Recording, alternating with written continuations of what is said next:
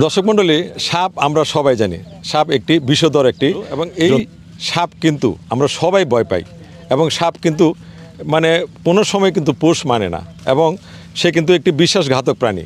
তো আমরা আজকে একটি সাপ, যে একটি বাড়িতে একটি সাপ ছিল, ওই পরিবারটি খুব আতঙ্কে ছিল, এবং এই ময়মনসিংহের গৌরীপুরে মাওহাই ইউনিয়নের শেখ সাদি যিনি আছেন, তিনি সাপ ধরায় বিশেষ প্রশিক্ষণপ্রাপ্ত, এবং তিনি কিন্তু এই সাপটি একটি বাড়ি থেকে তিনি ধরেছেন, এবং ধরে কিন্তু আজকে বিভিন্ন জায়গায় তিনি নিয়ে আসার পরে অনেক মানুষের উৎসুক জনতা কিন্তু তারা আজকে এই সাপটিকে দেখার জন্য অনেক ভিড় করেছে। আমরা যে সাপটি আমরা দেখতে পাচ্ছি যে আসলে বেশ লম্বা, এই সাপটি কিন্তু খুব ক্ষিপ্ত প্রকৃতির এবং বেশ দ্রুতভাবে চলাফেরা করে। আমরা যে জিনিসটি দেখতে পাচ্ছি যে এই শেখ সাদি সাহেব, তিনি কিন্তু এই সাপ প্রশিক্ষণ ধরা প্রাপ্ত হওয়ায় এই অঞ্চলের বিভিন্ন সময় তিনি কিন্তু মানুষ যারা আতঙ্কে থাকে তারা কিন্তু এই শেখ সাদি সাহেবকে তিনি কিন্তু নিয়ে যান, এবং তিনি কিন্তু বেশ কৌশলগতভাবে তিনি কিন্তু সাপগুলা ধরে থাকেন। এবং আমরা যে সাপটি দেখতে পাচ্ছি, দেখেন খুবই ক্ষিপ্ত প্রকৃতির, এবং আপনারা দেখেন যে উৎসুক জনতা কিন্তু অনেকেই যে ভুটিয়ারকোনা বাজারে নিয়ে যাওয়ার পর অনেক মানুষ কিন্তু আসছিল। তো আমরা আজকে এই শেখ সাদি ভাইয়ের কাছ থেকে আজকে আমরা আরও বিস্তারিত জানবো। শেখ সাদি ভাই, আপনি এটা একটু সাপটাকে একটু কাছে যাইতেছে, আমরা একটু ধরতেছি আমরা সাপটা। দর্শক মণ্ডলী, আমরা দেখতে পাচ্ছেন যে এই সাপটি আমাদের শেখ সাদি ভাই তিনি কিন্তু ধরে দাঁড়িয়ে আছেন। তো শেখ সাদি ভাই, তো আপনি তো এই সাপটা কোথা থেকে ধরলেন, কীভাবে ধরলেন, কেমন আপনার মানে কীভাবে কাজটা করলেন? জি, আমাদের ইউনিয়নই পার্শ্ববর্তী এলাকা পাঁচজোয়াটি গ্রামে একটি পরিত্যক্ত একটি ঘরে সাপটি ছিল। এখানে এই পরিবারটা আতঙ্কে ছিল। পরিবারের মালিক হচ্ছে আবুল কালাম মাস্টার, তার ছেলে নুরুল্লাহ মাস্টার। সে আমাকে ফোন দেওয়ার পরে আমি যাই সাপটিকে অবমুক্ত করি। এটা কয় ফুট লম্বা হতে পারে? এটা আনুমানিক 5 ফুট, 5-6 ফুট, 7 ফুট এরকম হয়ে যাবে। আচ্ছা, এটা কি জাতের বলছিলেন? এটা দুধরাজ। আচ্ছা, তার কি মানে বৈশিষ্ট্যটা কি? দুধরাজ সাপ, সে খুব ক্ষিপ্ত, রাগী, এবং তার প্রধান খাদ্য হচ্ছে ইঁদুর খায়। সে কৃষকের বন্ধু হিসাবে তাকে ধরা যায়। এটা প্রকৃতির ভারসাম্য রক্ষায় যথেষ্ট ভূমিকা রাখে।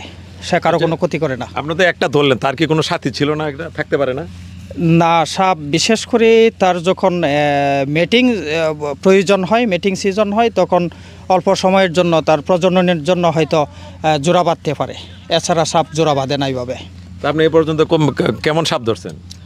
আমি কিছুদিন আগে 2টি কয়ে গুকরা ধরে নিয়ে আসছি গফরগাঁও থেকে। এটাও মুক্ত করে দিছি উপযুক্ত পরিবেশে।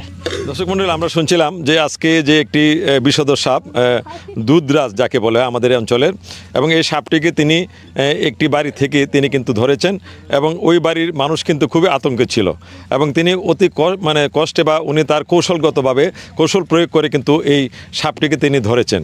তো আজকে আমরা এই সাপটি তিনি নিয়ে আসার পরে এই অঞ্চলের সকলে উৎসুক জনতা কিন্তু মানুষ আসছে, দেখেছে, এবং খুব মানে সাপটি এখন একটু শান্তভাবে আছে, এবং কিছুক্ষণ খোলার পরে আমরা দেখেছিলাম যে তার ফনা এবং তার ক্ষিপ্ত গতি এবং তার কৌশলগত কারণেই, শেখ সাদি ভাইয়ের কৌশলগত কারণে কিন্তু সাপটি এখন মানে চলাফেরা করছে সুন্দরভাবে। আমরা দেখতে খুব কাছে যেতে পারছি। দর্শক মণ্ডলী, আমরা যে যাদের বাড়িতেই বা সাপ থাকবে, যারা প্রশিক্ষণপ্রাপ্ত লোক, তা আমি আশা করব তাদেরকে দিয়ে আপনারা কিন্তু সাপ ধরবেন। তো আসলে এই যে সাপটি আপনারা দেখতে পাচ্ছেন যে আসলে সাপটি কিন্তু খুব আস্তে আস্তে সে মানে সামনের দিকে যাচ্ছে। সাপও কিন্তু ভয় পায়। আসলে আমরা অনেকেই মনে করি যে সাপকে যদি আমরা কোনো আঘাত না করি তাইলে কিন্তু সে কোনো মানে ভাবে কিন্তু ছুবল দেয় না। তো আমরা যখন তাকে আঘাত করি দেওয়া, সে নিরাপত্তাহীনতায় ভুগে, তখন সে কিন্তু সে মানুষকে কিন্তু আঘাত করে। দর্শক বলে আমরা দেখতে পাচ্ছেন যে সাপটি, যে দুধরাজ সাপটি, সে কিন্তু সাদি ভাই কিন্তু তার লেজে ধরে রেখেছে, এবং সে কিন্তু খুব আস্তে আস্তে কিন্তু সে হাঁটছে। সাপের কোনো হাত নেই, পা নেই। দর্শক মণ্ডলী, আপনারা দেখতে পাচ্ছেন যে এই সাপটি আমাদের শেখ সাদি ভাই খুব কৌশলগতভাবেই তিনি এই মাঠে কিন্তু আজকে অবমুক্ত করেছেন, এবং কালকে আমরা এই সাপটি কিন্তু এই বাড়িতে কিন্তু তিনি ধরেছেন। দর্শক মণ্ডলী, আমরা দেখতে পাচ্ছেন যে সাপটি, এই যে সাপটি, তার যে ডোরা কাটা বা তার যে বিভিন্ন ধরনের দেখতে কিন্তু ভয় লাগে। শেখ সাদি ভাই এখন সাপটি তার নিরাপদ স্থানে যে তার বস্তায় কিন্তু ঢোকাচ্ছেন। ধন্যবাদ, আপনি যে আজকে এই সাপটি ধরলেন, অনেক মানুষের নিরাপত্তা দিচ্ছেন। তো তো আপনি মানে পরবর্তী কি অবস্থা, আপনি মানুষকে কি বলতে চান বলেন সাপের বিষয়ে?